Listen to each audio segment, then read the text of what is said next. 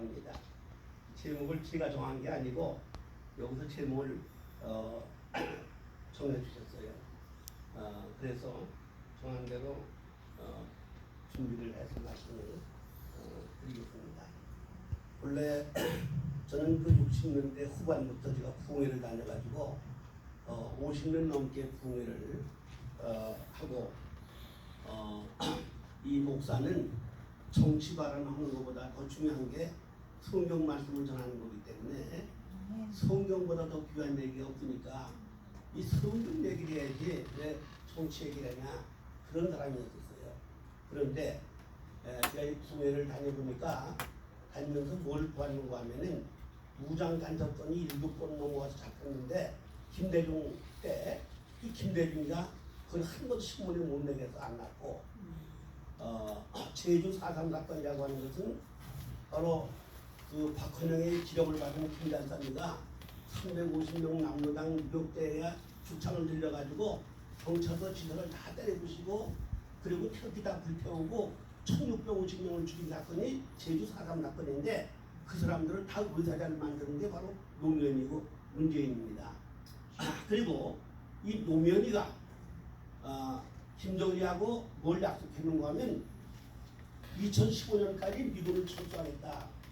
그렇게 약속을 했어요. 그런데 천안함 사건 때문에 이제 그것이 다시 번복이 됐기 때문에 제가 6년 전에 그러니까 16년도 4월 1일 날 김대중 노무현 빨갱이라고 하는 그 성명서를 제가 동아일보에 냈습니다. 그거 낼 때 내가 태어날 죽더라도 국민을 깨워야 되겠다. 그래서 이제 그 동아일보에 내고 그때부터 구기도를 시작을 해 지금까지 매주 주일 저녁마다 이 구기도를 지금까지 6년 넘게 지금까지 이제 하고 있고 문재인을 제가 여적적으로 2번이나 고발하고 또 13사람의 대법관들을 제가 직권남용으로 고발을 했어요. 그리고 이제 그 백선엽 장군 돌아가신 날부터 지금까지 그 광화문에서 세종당 앞에서 매일 저녁 7시 반에 예배가 있는데 수요일날 설교를 제가 담당을 해서 2년 동안 설교를 제가 하고 또 국회 앞에서는 악법을 만들지 말아라. 그래서 매일 11시에 거기서 예배를 드리고 있습니다. 4.15 부정선거, 이 부정선거로 국회의원 잘못된 사람들이 59명이 국회의원 안 될 사람이 됐기 때문에 그래서 4.15 부정선거 그걸 제가 가처분 신청을 해서 59명 다 이름까지 당해가지고 사진까지 내서 이 사람들은 다 가짜다. 그래서 그걸 냈는데 지금까지 그 사람들이 쳐다도 안 보고 있는 거예요. 이 부정선거는 6개월 내에 처리하도록 법에 되어 있는데도 그걸 처리 안 하기 때문에 그래서 제가 대법관들을 다 고발을 이제 했던 것입니다. 저는 이렇게 본래 이렇게 정치 참여하고 하는 걸 원치 않았는데 한국교회가 완전히 무너지게 생겼기 때문에 목숨을 걸고 싸워야 되겠다. 그래서 그때부터 한 6년 전부터 제가 구기도를 하고 참여를 하고 매일매일 서울에 올라가고 이제 있습니다. 그런데 오늘 그 제목이 기독교와 자유대한민국의 홍보활동이라 그런 제목을 주셨는데 우리 한국은 4,200년 동안 GNP가 30불이었습니다. 근데 지금은 35,000불이 됐는데 이거 어떻게 그렇게 된 거냐? 기독교가 들어와서 바꿔진 거예요. 아멘. 그러니까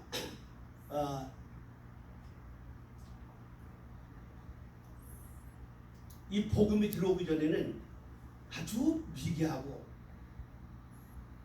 못 살던 대한민국이 이 복음이 들어와서 이렇게 잘 살게 됐고 또 복음이 들어올 뿐 아니라 이렇게 우리는 미국 때문에 우리가 잘 살게 됐기 때문에 이 미군 철수해야 한다. 그놈은 아주 공산당보다 더 나쁜 놈이다. 저는 그렇게 생각합니다. 왜 그런가 하면 미군이 철수하면 폭망하는 겁니다.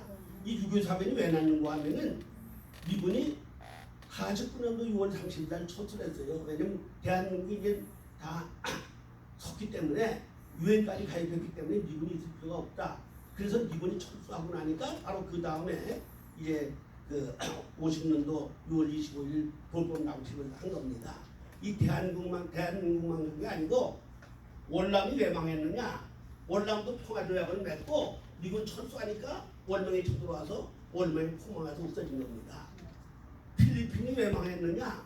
필리핀은 우리 대한민국에 10배나 이상 더 잘 살았어요. 우리 60불일 때 보면 800불이었습니다. 대한민국의 체육관을 제일 먼저 지은 게 장충체육관인데 장충체육관을 지어준 게 바로 필리핀이에요.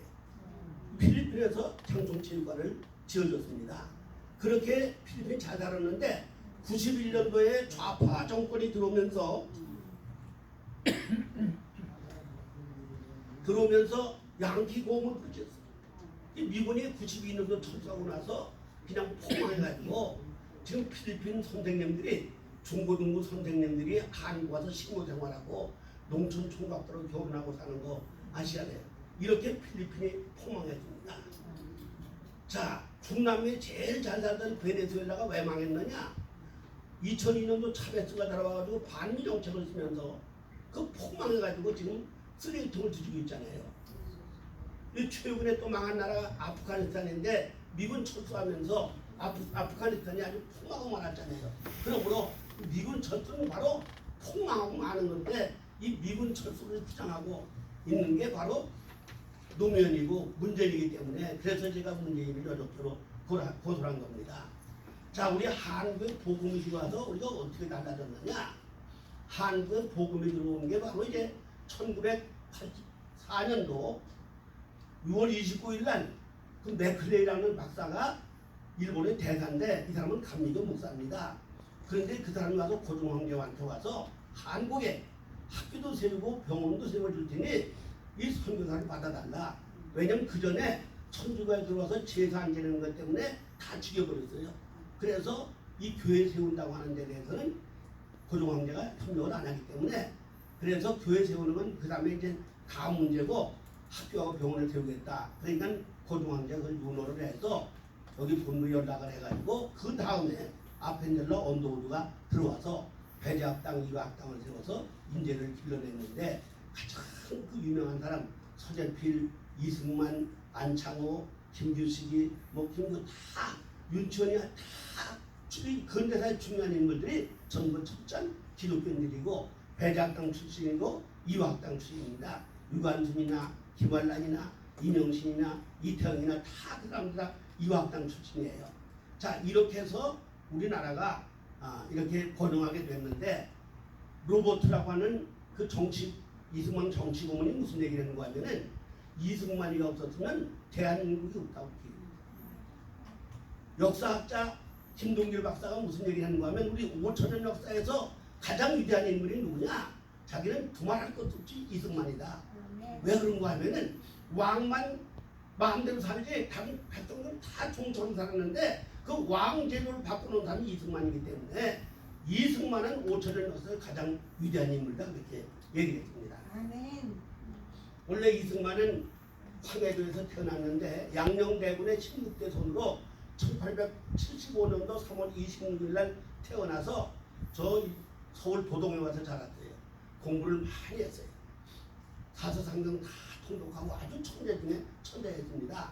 근데 가게만 보면 떨어지는 거예요. 시력에서 떨어지는 게 아니고 과거 보기 전에 어떤 누군가 장원을 다 이미 결정해 놨습니다.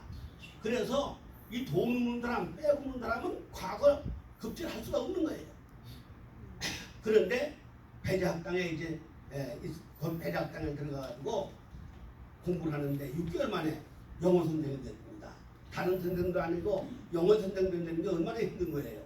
근데 6개월 만에 영어 선생이 됐다고 하는 것은 이승만은 아주 천재 중에 천재다. 이걸 들어볼 수 있는 거죠. 그래서 3년 졸업한 다음에 협성신문사를 만들고 만민 공동회를 만들어가지고 왕권을 백성에 돌려라 이거를 주장했어요. 그래가지고 역적으로 몰려서 사형선고를 받았습니다. 그런데 양녕대군의 16대 손이니까 왕족이라고 해서 죽이는 거 사형선고를 면제하고 무기징역을 받았어요. 가진 고문을 따당하고 그 한성감 가서 5년 7개월 있었는데 공을 받아서 죽게 됐었는데 아펜젤레가 전해주는 성경을 읽다가 불을 받았어요. 그렇게 공을 받아 죽게 됐었는데 그냥 싹 나버린 거예요. 건강이 아주 좋아지고 그때 거기 역병으로 그 한성감 가서 하루에 막 10명씩 죽어가는데 그걸 다 묶어낸 게 이승만이에요. 그리고 전도를 해가지고 뭐 이상재, 남궁이 뭐 이런 사람들 이준희 뭐다 거기 죄수로 들어왔었는데 이승만한테 전도받아서 그 사람들이 그 첫째 기독교인들이 된 겁니다. 그리고 거기서 꿈을 갖게 됐는데 꿈이 뭔가 하면은 우리나라도 미국처럼 영국처럼 성경의 근간 나라를 만들겠다 그런 비전을 갖게 됐습니다. 그리고 거기서 영어 사전을 만들고 독립정신이라는 책을 썼는데 그 서문에 뭐가 나왔는가 하면 1977년도, 76년도 미국 독립선언한 거 그 문이 그게 독립정신 서문에 기록이 될 정도로 그리고 선교사들이 보내준 책 300권을 도서관을 만들어가지고 그래서 다 책을 읽게 하고 전도를 해서 수백 명이 전도를 받게 되고 예배를 드리게 되고 그 죽은 사람들 그 역병으로 죽은 사람들을 다 이승만이가 묶어내니까 간수들이 이승만을 그렇게 인정해가지고 좋게 봐서 도서관도 만들고 전도도 하게 만들고 그래서 이제 있었는데 청나라하고 러시아하고 일본한테 졌어요.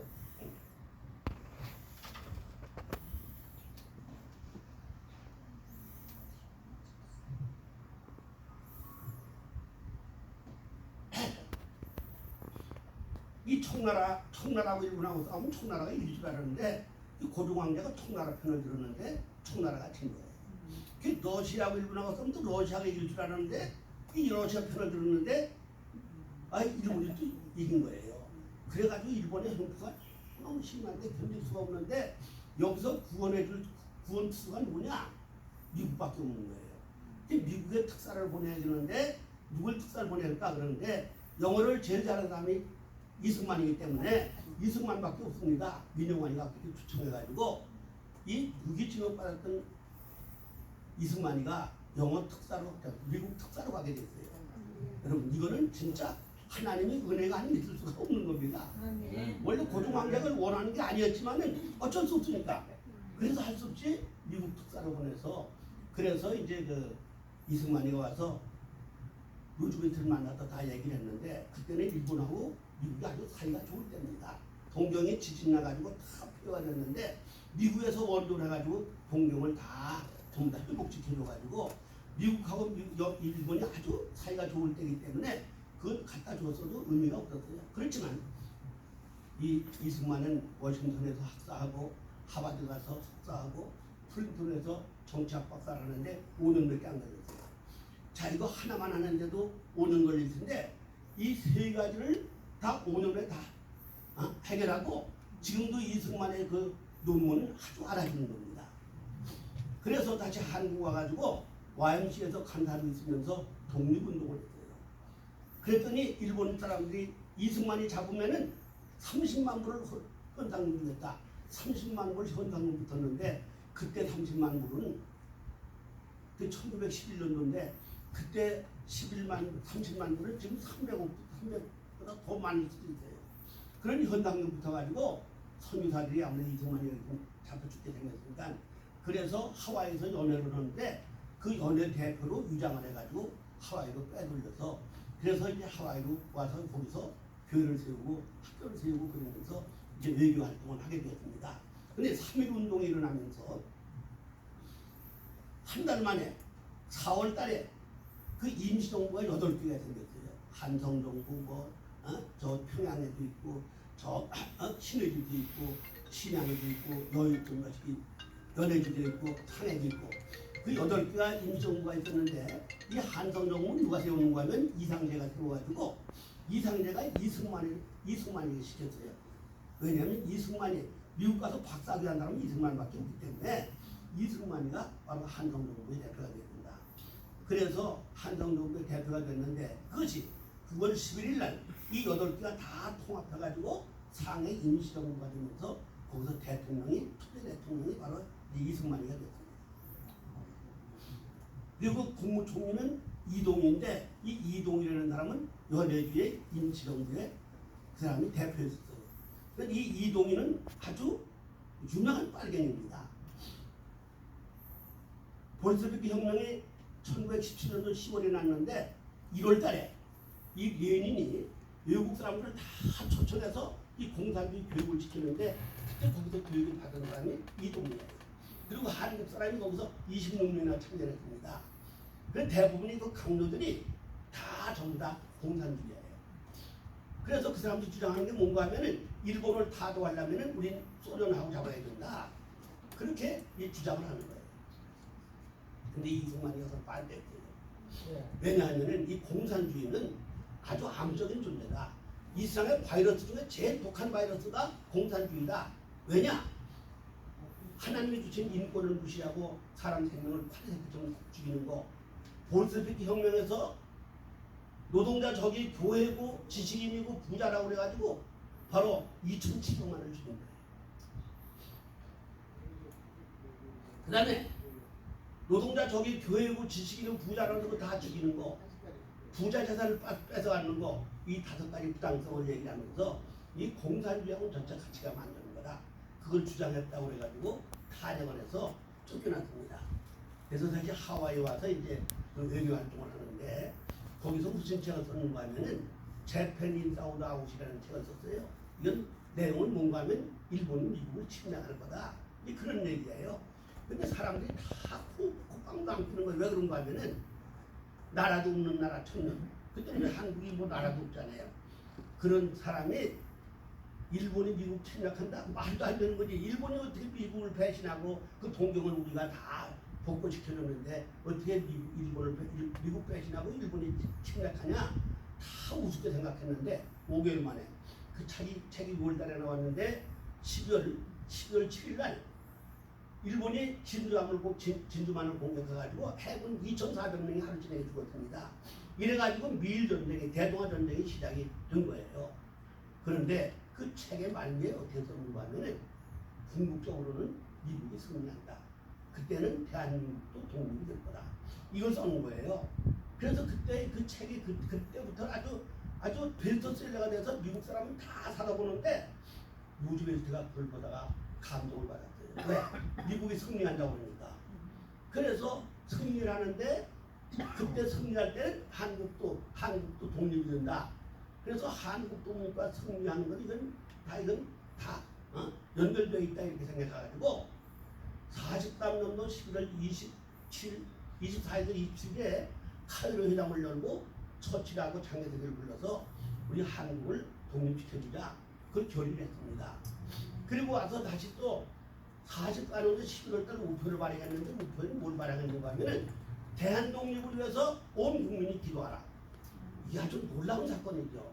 이게 바로 이승만이가 그렇게 그 책 쓴 것 때문에 그렇게 감동이 돼가지고 루즈벨트가 전 국민에게 한국 독립을 위해서 기도하라고 그랬대요. 여기서 이제 당황한 게 누군가 하면 스탈린인데 스탈린은 아시아 전체를 다 공산하려고 그러고 동유럽파 전체를 다 공산하려고 그러는데 이 대한민국을 독립시킨다고 그러니까 이 스탈린이 몸이 가는 거예요.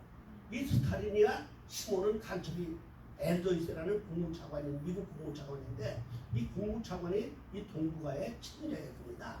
엘조이스를 불러가지고 자 내가 이렇게 아시아 전체를 다 공산을 하려고 그러고 구라파 전체를 공산을 하려고 그러는데 이렇게 한국을 독립시킨다고 그러니까 이거 어떻게 좋겠냐. 그 엘조이스하고 의논하다가 소련이 대동아전쟁, 일본 미일전쟁에 참여하는 걸로 하고 38선 이북은 소련이 관리하고 이남은 미국이 관리하고 동구라파도 소련이 관리하는 걸로 그렇게 우리 전체가 해달라고 그러자. 그래서 얄타 회담을 열고 45년도 2월 10일부터 18일까지 일주일 동안 거기서 회담을 하면서 그걸 결정하게 했습니다. 그래서 영국 처칠하고 미국의 루즈벨트하고 스탈린하고 그것도 모여가지고 우리가 여기 대동아 전쟁 참여할 테니까 미일 전쟁에 참여할 테니까 이렇게 우리한테 이걸 얘기해주면 우리 참여하겠다. 왜 미국도 그때 상당히 4년 동안 아주 치열하게 싸웠으니까. 그래서 그렇게 허락을 해서 38선이 생긴 겁니다. 근데 지금 저 주사파들은 무슨 얘기를 했는가 하면 이 3파선을 만든 게 미국 놈들이다. 미국 놈들이 3파선을 만들어 놓고 미국 놈들이 다 무기 팔아먹고 미국 놈들은 또 바로 일본 대신 우리를 식민지하고 있다. 이렇게 가리키고 이렇게 주장하고 있어요. 그래서 지금 대사관 앞에서 3년 동안 미군 철수하라고 거기서 1인 시위를 하는데 그 사람한테 가서 그거 하지 말라고 야단치면 벌금이 150만씩 나와요. 우리 그 옆에서 우리는 하루 이제 그 매일 저녁마다 예배를 드리는데 그 말을 하면 벌금 물으니까 벌금 물는 사람이 많았어요.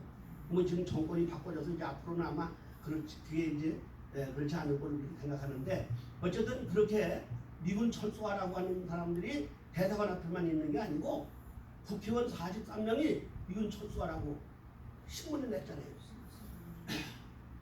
그래서 이 미군 철수는 바로 우리나라가 폭망하는 거예요. 공산을 주는 거거든요. 이거 도저히 우리는 막아야 되는 겁니다.